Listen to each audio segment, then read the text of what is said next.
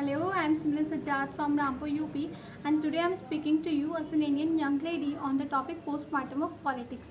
So, what comes to your mind when you heard about the word postmortem? Probably the examination of a body after its death. Meanwhile, in this video, I will pinpoint the problem that exists in our political system and which may lead to the postmortem of politics. All of you know that political system is the lifeline of a country, and each and every aspect of a country is affected by the actions of this system. And in this current scenario, the system which was intended and created to solve the problem of public needs now in itself become the biggest problem of our country. The system we have nowadays is no longer representing people, and now it is not by the people and for the people. It has been established to for the few and by the few. And this is very easy to say. We all are living in a multicultural society and so called we all have equal rights and equal opportunities, but I don't think so. And there are various terms like 5 trillion economy, 2 crore rozgars, farmer incomes will become double, 100 smart cities, metropolitan cities, and bullet trains, and lowest fuel prices, and some schemes also like Make in India, Digital India, and Startup India. But the result is truly unbelievable. Right now, India has the highest unemployment rate in the last 45 years. GDP is worst. Highest fuel prices. In China has taken 1,000 lane in Ladakh. Rise in mob launching cases. In every year, on an average, 5,000 farmers are committing suicide. Islamophobia, digital app strike, and last but not the least, 4 million COVID cases.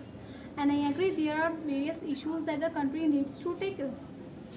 But when things go wrong, we often think that the government needs to blame. Wait and ask yourself what you are doing for your nation. Towards the end of the video, hopefully it will be clearer to you. And let me tell you, the situation is truly alarming. It's the time to do something. But the million-dollar question is who will do it and who will tell the cat? The answer is youth. You and me have to take an initiative. We have to go forward. And believe me, India is changing rapidly with our ideas or without our ideas. So we need to think, and we need to think twice. There are various surveys or studies that shows young people don't vote and even they are not interested in politics. I want to say that you have to take interest in politics, because politics is all about what happens in our country, in our neighborhood, and in all around the world. It's all about we are a citizen, what should we allowed to do, what we shouldn't be allowed to do, which behavior should be endorsed and which behavior should be punished, what is fair and what is not.